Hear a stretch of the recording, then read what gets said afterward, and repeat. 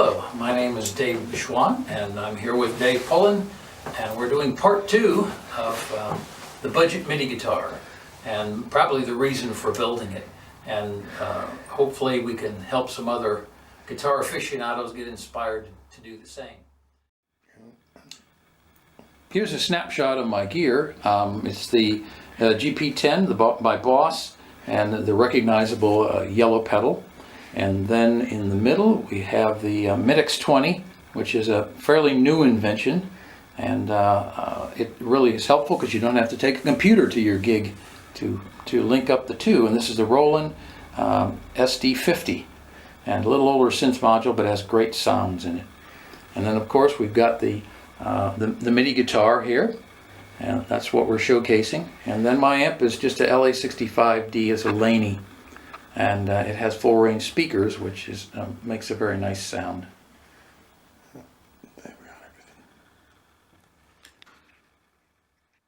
Now the reason that we built the thing in the first place was because I was used to taking 3 guitars to different gigs because I play in a lot of tunings.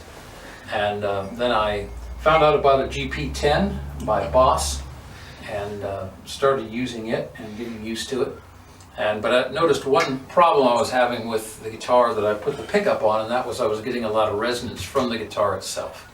And so I asked Dave if he could come up with something, a guitar that had almost no resonance, so I could practice at room volumes and didn't hear the other tuning when I went into the other tunings from the GP10. And so he came up with this one, and it's made out of plywood, right? 3 sections of plywood. 3 sections of plywood, all right. And then I installed a MIDI pickup on it, and well, if I turn it down all the way, there we go. Nothing really comes off the guitar, which was really pleasant. So you could play at any volume and practice at home without having the different tunings interfering with themselves. But today I thought we would kind of show you what it sounds like through the different pedals that I have. I'll start with just a standard tuning, and just do a little bit of Baker Street. This is the setting patch is MA, well, it's the Martin patch, and the GP10 acoustic, because I try to play a lot of acoustic gigs and try to get an acoustic sound out of it. So I get something like this.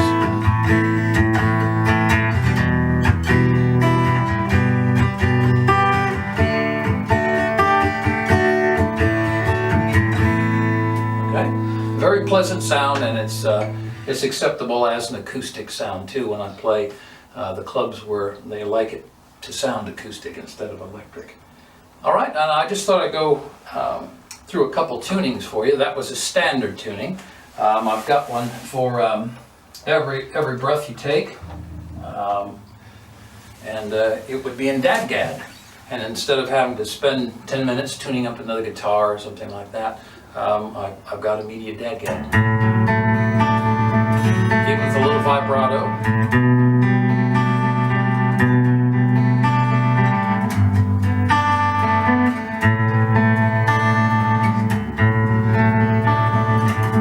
All right, very pleasant sound, very different, and in a different tuning with just the touch of a pedal.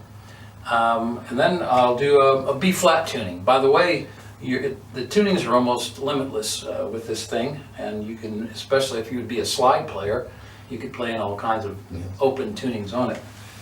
So this next one, I go down to a B flat tune. You can actually hear it go through the different tunings. This is an original, but it would sound something like this.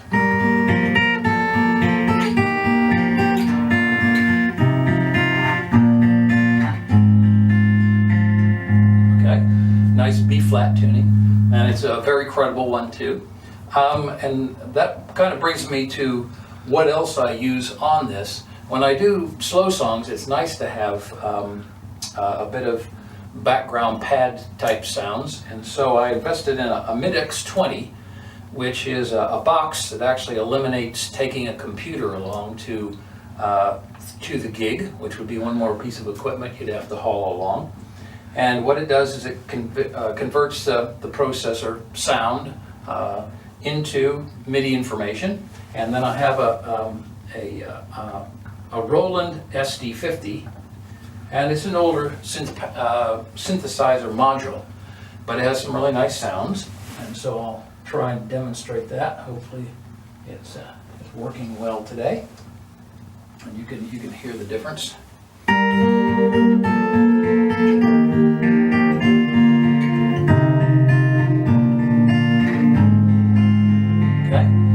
A nice pad in the background. Lovely pads you can have on the SD50. There's lots of other synth modules you can invest in, but the one selling point for me was that you don't have to take a Mac. Not that it's bad, but it's fragile, and so you just take the MIDI-X20, which works great, especially on slow songs, and just patch it into the module, and you can have really nice string backgrounds or pad. This is a warm pad. I like the warm pad the best. Have I missed anything, Dave? I don't think so, David. Okay.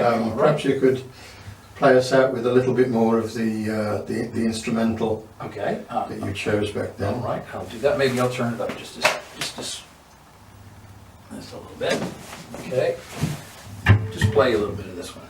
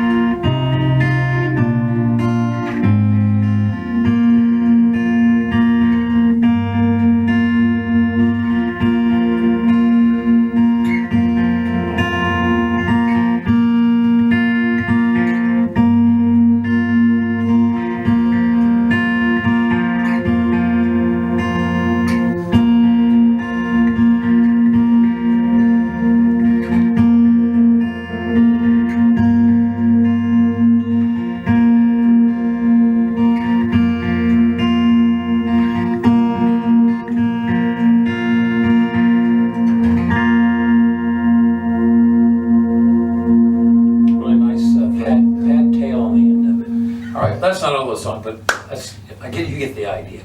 But anyway, I just want to send a special thanks to Dave for helping me kind of realize one of my dreams, which was to kind of put some of the guitars and things aside and just have one guitar, a box and an amp, and just to be able to play gigs very easily.